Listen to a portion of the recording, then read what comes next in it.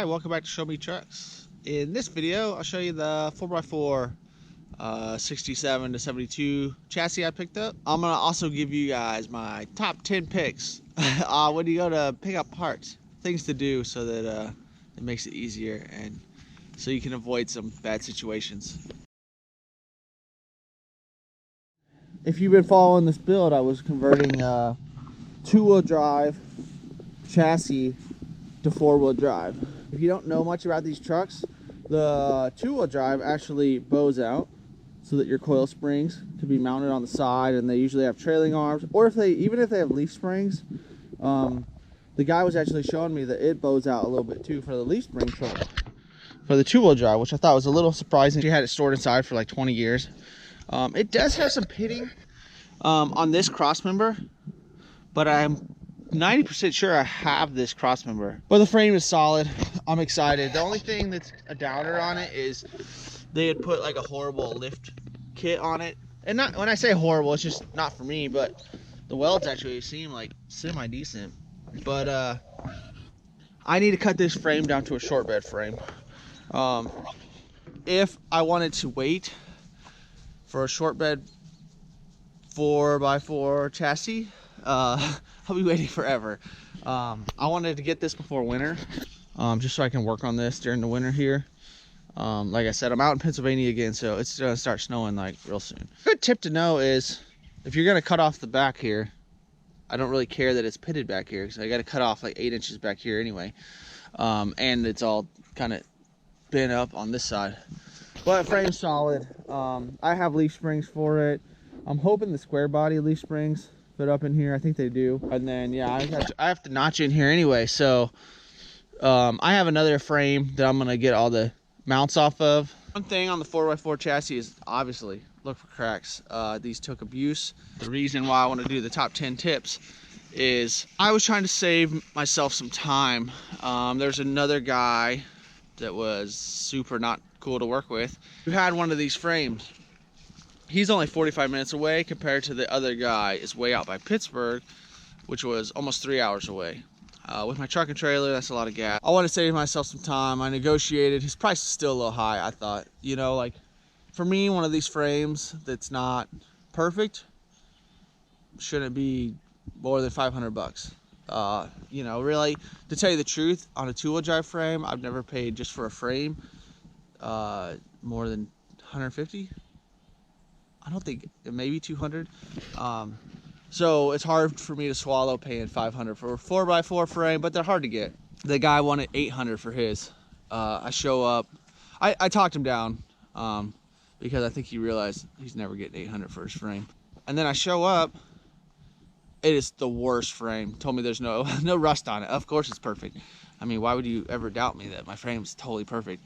I show up, this cross member, where it mounts up down here, not only was the cross member, the whole corner rusted out. The whole corner of the frame that it mounts to is rusted out. The frame was horrible. All the cab mounts rusted out. It was unbelievable. I was like, I don't even want it on my trailer if you give it to me. Like, the only reason I'd want it is so I can cut some of these other mounts off and use it for another frame, but it just wasn't worth it. Like, I plan on having a big block in my truck and towing.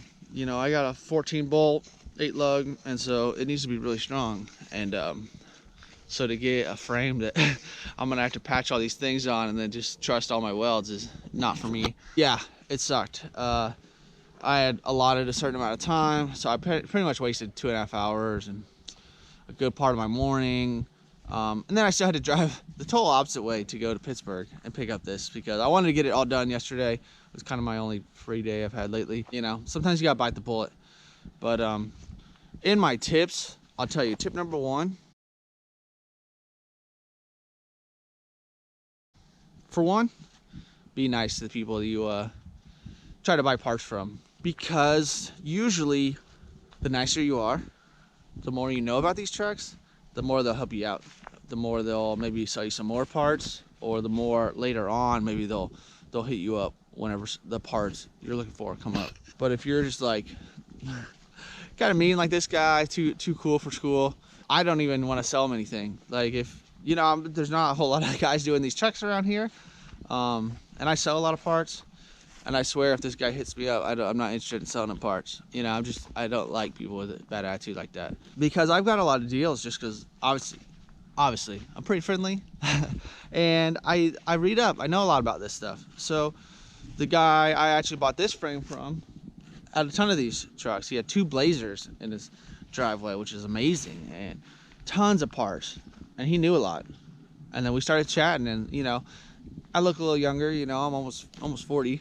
But I look a little younger, and once you start putting down some knowledge that they know about or don't know about, I think it really gets the real guys excited that there's kind of a younger generation getting into these that's not just throwing big stupid wheels and neon underneath it.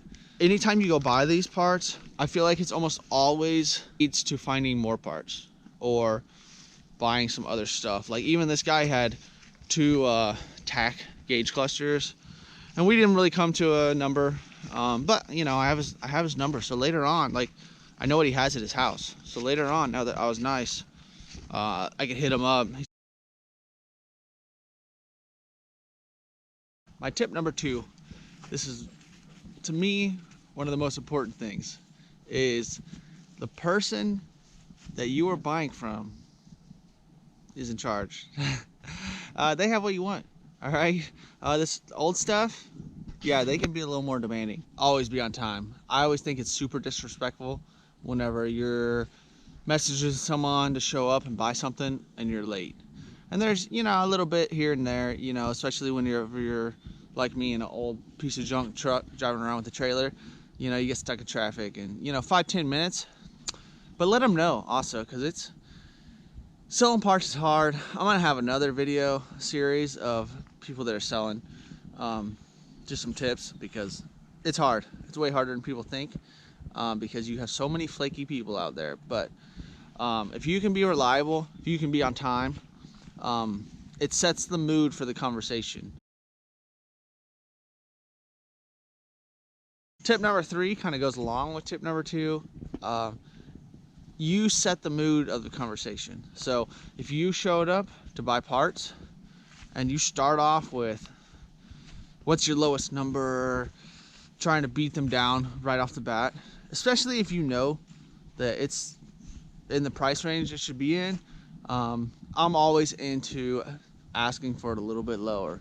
But read the situation. If you know it's a losing battle, if you got one of these old guys that has a dozen of these, he doesn't need to sell this so that he can have food on the table. Trust me, they don't care that much.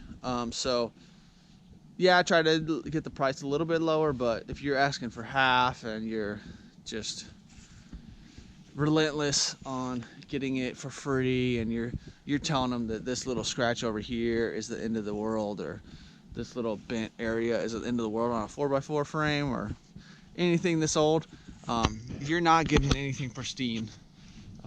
That's just how it is. This stuff is old. It got used by people. Think about your work truck, you know, you don't take care of it because you don't think it's important. Well, that's how it was back in the 70s. Tip number 4 is not that groundbreaking, but I always bring extra money. For one, don't show up without money. Why would you do that? Why would you need to go to an ATM or need to pay me in something besides cash? Sorry, but I'm not taking check, and I'm not there to figure out Venmo with you. You know, like, you showed up, show up with cash. All right. And please don't have it all at once, unless you're a child. And I've dealt with this before and showed up with 1s, 5s. You know, but it's, you know, you work with the younger guys, it's fine. But if you show up with extra cash, you never know what is at their property.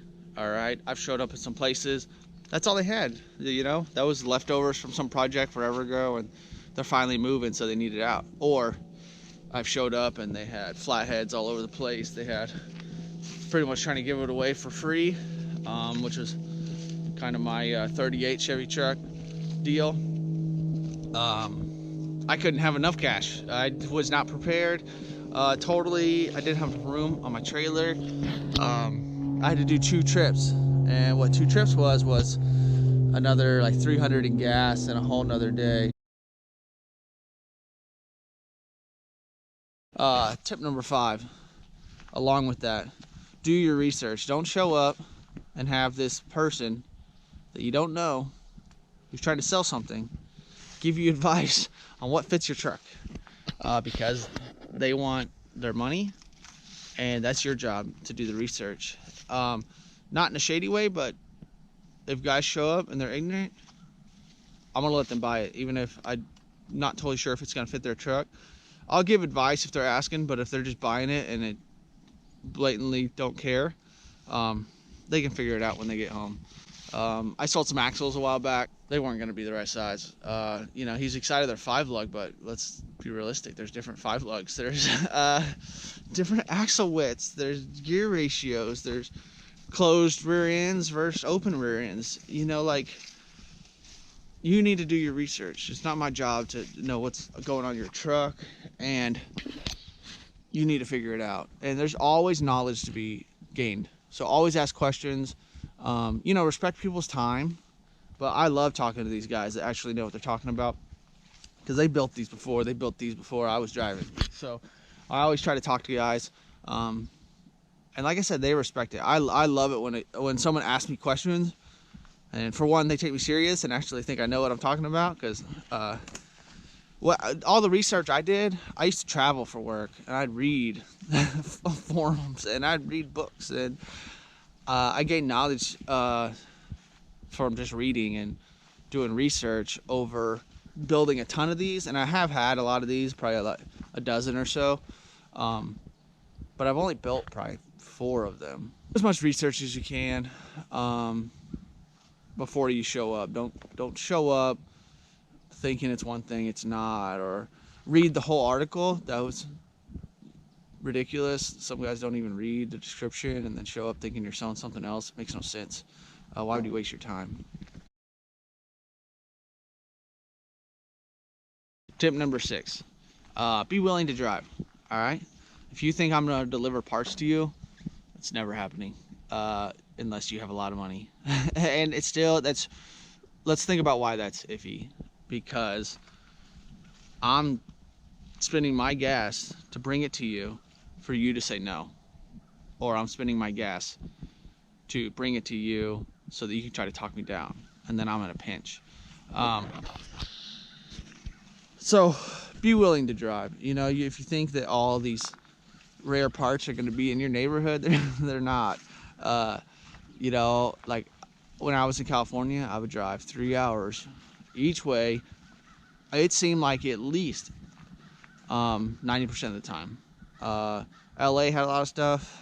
Up towards San Francisco had a lot of stuff. My area did not. Along with that, show up with the right truck. Okay, if you show up with a car to pick up a 38 Chevy truck, it's crazy. I sold my 38. Guy showed up in a car, and late, super late, which is another one of my tips. Like I said, I waited on forever. Showed up in a car, and I'm like, well, you're wasting my time because you're obviously not prepared to buy this. Then he had money issues, or who knows what excuse everyone gives you. Show up, truck. If you're buying something big, have a trailer. All right, and trust me, I've gambled on some and showed up, and you can make it work. The other one, that the guy showed up in a truck with a tonneau cover to buy a cab. And you're like, what are you doing here? And of course, he wanted to gamble with not much knowledge of how physics works, it seemed like, and put this cab that weighs quite a bit on top of his nicely painted tonneau cover. It's fiberglass. We scratched it all up, and then he strapped it down so crazy, just one directional, even though obviously you gotta go and you gotta stop. So there's 2 directions just right there, not even side to side. I don't know. He got out of my driveway. That was as much as I cared about. So be careful, because if you don't show up with the right truck, it gets a little scary. even like how my truck is right now with the stupid camper shell on, you know, at least I modified it so I could get a cab. But if you want to be realistic, I need 4 guys to get that cab in there, because the way I usually grab it, it tilts the cab up real high. If I was going to get a cab like that, we need to pick it up and slide it in straight as can be. So be prepared. The same with, yeah, if you got to pick up something heavy, most of these guys are old, all right? The guy yesterday surprised me because he looked pretty old, and he was doing way better about picking up the frame than I was. It was kind of embarrassing. Don't expect these old guys to want to blow their spine out so that they can sell you a frame that you tried to gouge them on a price with. Be prepared. Bring your friends, which gets expensive. To let you know, when I bought that 38 truck, I paid my friend to come drive up there. You know, it's 4 hours each way. I'm wasting this whole day off. We work together, so I know that our days off are precious, and paid for his food and gave him money. So all of a sudden that frame that truck that seemed like a good deal, you know, add 200 bucks on there. You know, people's time's worth money.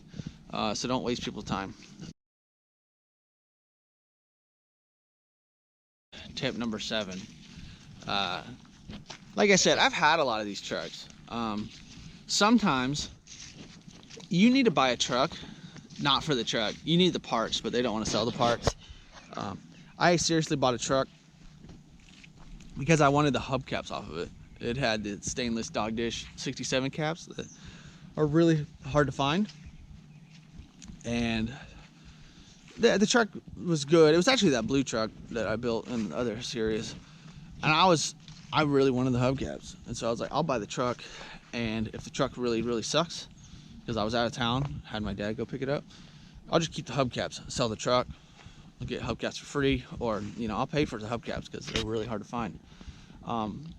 But if you buy and sell these, you can pick off a couple parts and then sell them for at least what you got. Obviously, don't pay up crazy on these trucks, because you're never going to get your money back. But if you get a truck cheap, you know, like we could go down here and pick out all sorts of parts that I got off other trucks. You know, this brake booster setup I got off another build. The core support, this big block radiator I got off other trucks. My wood bed strips, and then brake pedal stuff. Usually there's extra part. Everyone has extra parts. You just do. You buy extra so that you have enough whenever you build it. So you can usually snag those parts and then sell the truck and get some parts for free. But you're doing work for it, so it's not totally free. You do have to allot your time as money, I think. And it is a hobby, so it's whatever. You know, if I spend a whole day to go get a brake booster, yeah, maybe not the best investment of my time, but usually I try to bundle a bunch of things in at once. And tip number 8, because I don't think I said this one yet. This one comes with time and experience of buying other stuff, is the hardest thing to do when you're hyped up on the weekend. You've been trying to buy a part for a long time. You show up, it's not the right part, or it's way rougher than you imagined. The price is still the same, or even if they lower the price, is it worth your time to get it, or should you back out of the deal? You see it at swap meets all the time. You see it whenever you go pick up trucks. It's a rust bucket. It has no title. It has no VIN number. The 4x4 frame's rusted in pieces, and you're worried that you're never going to find another one. But sometimes you just have to back out of the deal. It's better in the long run. Yeah, you feel like you wasted a day, but how many more days are you going to waste trying to fix that up? Or like me, I probably should have looked for the 4x4 chassis a long time ago and not worried about converting the 2-wheel drive. But I didn't. I wasted a ton of time, and then other situations, because I didn't have space for the frame rails on my trailer and the weight was an issue, I didn't bring the frame.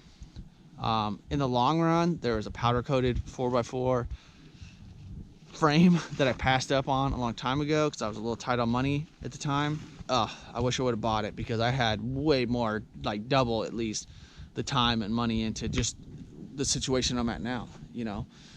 To let you know, I paid $500 for this frame. You know, it's not perfect, it needs work. If I didn't have some other parts, it would be some more money and time. They're kind of the interchangeable. Be prepared to back out of deals. Don't just buy stuff because you're there, unless you think you can resell it. You know, I have bought some stuff and it turned out not to be right. I bought an axle once that was the wrong width and I thought I could make it work, and then I lost a little money. You know, that's another thing. Like, do you want to hold on to these parts that you're probably never ever going to use again until they rust into the ground, or are you going to sell it? Sometimes you got to sell it and cut a little bit of a loss, but try not to buy things just because you're there. And we're finally getting to the end. Tip 9. If you're there, you found something hard to get, the price is a little high, I always go with, you should buy it. If it's something that you're not going to find again, how many days of driving and looking around are you going to spend before you find another one? So you always kick yourself if you left something on the table that you probably should have bought, or you just passed because you're trying to be tight on money. You thought it should be half that price just because you wanted it half that price. I've done that, or I passed on a cab because I was trying to knock them down a couple $100. But in hindsight, I could have sold everything and triple my money. Just me being stubborn. So if you're there, buy it. If it's something hard to find, you should buy it. You might not ever run into it again, so it's always good to get it. I'm sure everyone has their story, but I'll tell you my story is when I got into the 67, I really wanted those stainless steel dog dish hubcaps. They're really hard to find. I was at Carlisle. This guy that's there all the time, he had, I think they're NOS because they still have the boxes, but they're the 3/4 ton, which is there's clips on your rims that they push onto. Well, I didn't know enough. This is another one of those problems I was talking about. Like, if you don't know enough, sometimes you get yourself in a bind. I didn't know that you could trim that back piece off, and then they're the same hubcap. They still push on. The way they build them, the 3/4 ton, it just has an extra piece that they push the half tons onto. I passed on. They're 3. Back then, I thought that was a steep price because I don't even know what he was asking. Maybe 60 a piece or 75 a hubcap or something for NOS stainless dog dish hubcaps, which you see some rough ones going for like 600, and it was missing one. You know, like being stupid, I'm like, well, it's only 3, I really need 4. Well, buy 3 and you'll find the 4th eventually, maybe, but at least you'll have the 3. I passed on it, never saw him again. Next time I go, I hope he's still there. I'm sure he sold them by now. People are smarter now, I think, on the C10s. I will probably always think of that story, always kick myself. And so if there's something that I even think I'm gonna need that's hard to find, I'll buy it because I might not ever see it again like that. I'll probably never see a pair of NOS stainless hubcaps. I mean, to me, those are like the coolest because hubcaps get beat up, especially on these trucks. It's hard to find new stuff, and trust me, I follow some people that I don't know where they're coming up with these parts. I really doubt. It makes no sense. But there's some guys that have whole walls of those hubcaps. It's insanity. I don't make that kind of money, so I don't know what they're paying for it. You know, if you're super rich, why you don't even flinch at the $1,000 you throw at it. But for me, I don't make that kind of money. So, last but not least, number 10. Whenever you're going to buy parts, have fun with it. To me, it's like a, treasure hunt, Indiana Jones style. Enjoy the drive, enjoy the time alone. It's fun. It's fun to talk to these guys, hanging out with people and sharing conversations. It's fun. This guy yesterday, I was in a time crunch yesterday, but still, I spent the time to talk to this guy. Really cool guy. You never know, just to let you know, he's a little bit grumpy on the phone. you know, if you sell this stuff and no one ever shows up, you start getting a little grumpy at people that you don't need to be grumpy at. And so I get it, because I do sell these trucks, and I know I'm so tired of people not showing up or asking for it for free, pretty much. And I don't sell these just so I can talk to people.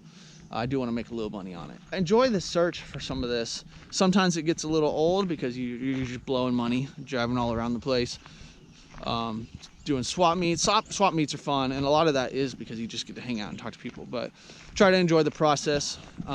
So I hope you guys like these 10 tips on going to look for parts, buying parts at swap meets, or going to people's houses. But remember, it's not free. You are gonna have to spend some money, so don't expect these 50-year-old parts to just be handed over to you just because you have a rust bucket truck that needs parts. And I'll talk about more in the selling parts video, but just remember, these are 50-year-old parts. These aren't Ferrari parts. These are old truck parts. They made a ton of these trucks, so your part is not the rarest of the rarest. So enjoy it. I'll have another video, like I said, of selling parts, some tips for you guys if you guys are trying to get into this, where you buy trucks, part them out. There is money there, but there's a lot of work there. So if you're lazy or you don't have a huge yard or tools or knowledge, you're not gonna make much money there, because knowledge is power. That's why they say that. The more you know about this stuff, the more you know what's worth money, and what you're wasting your time on, and you only learn that with hard work. So hope you guys enjoy this video. It's probably a little long, but I thought it was needed after going to Hershey last week and going to buy these parts this week, and just dealing with this young guy trying to sell me some stuff that he just wasn't educated on it, and it was proved a little difficult. And you'll deal with that. You're not gonna win them all. So hope you guys enjoy. Try to subscribe. Later.